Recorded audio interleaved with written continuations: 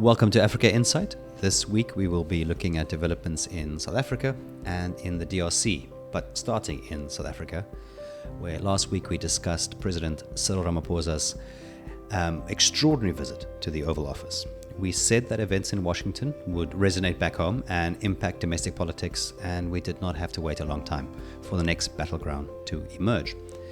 So on Friday, May 23rd, only 2 days after that meeting, Communications Minister Solly Malatsi gazetted a new policy directive on equity equivalent investment programs in the ICT sector.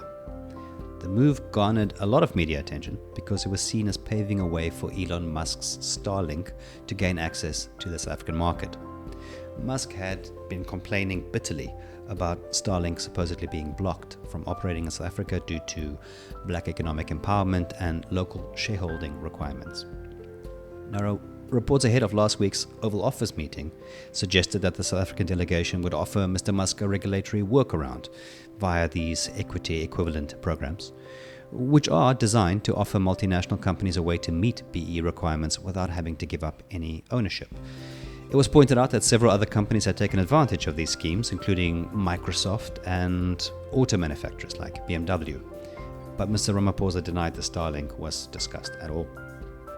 Whatever the real story, Mr. Malatsi's policy directive has one major problem.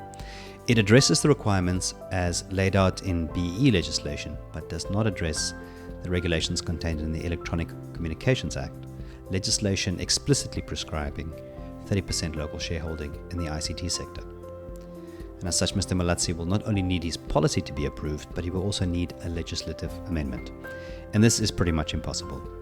The reason being, Mr. Malatsi is a member of the DA, the second largest party in the government of national unity, and the ANC has already made it clear it is opposed to changing the law, especially as it will be seen as a concession to Mr. Musk.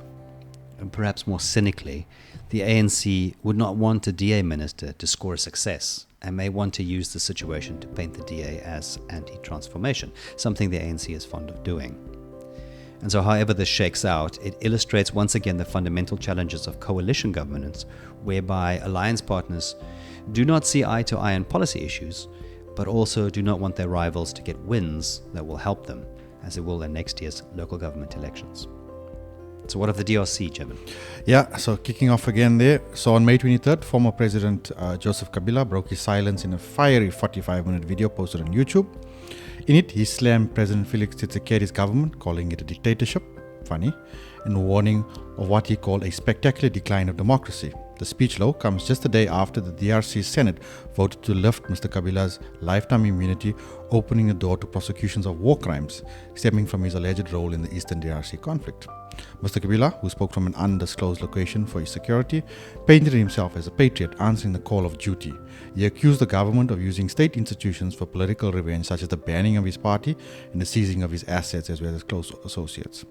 He also hit hard on the Eastern DRC crisis, saying that the army has been replaced by militias. Notably, he mentioned the Democratic Forces of the Liberation of Rwanda, an armed Hutu group which Rwanda holds responsible for the genocide. The removal of Mr. Kabila's immunity and the state's preparation of treason charges will only deepen the crisis, pushing the DRC into an increasingly combustible political climate. Mr. Kabila's re-emergence poses a serious threat to the fragile peace efforts and will complicate the ongoing negotiations between the DRC and Rwanda, which are being mediated by Qatar and backed by the US. I think let's leave it at that, Louw. Thank you for joining Africa Insight this week. If you'd like more information on our products or services, please visit our website or socials.